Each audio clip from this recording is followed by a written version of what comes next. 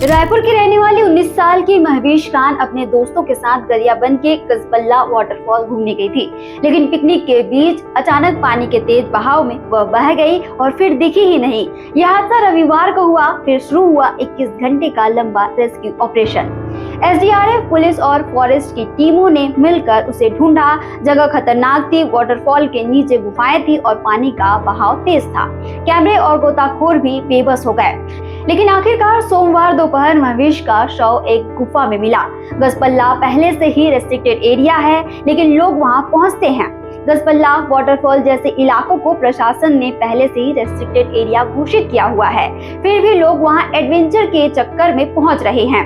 एक छोटी सी लापरवाही जिंदगी छीन सकती है। गवर्नमेंट किसी एरिया को बैन करती है तो बहुत सोच समझ कर करती है। सावधान रहें, सतर्क रहें और ऐसे जगहों पर जाने से बचें। छत्तीसगढ़ से जुड़े और अपडेट्स के लिए आप देखते रहें वयम छत्तीसगढ़।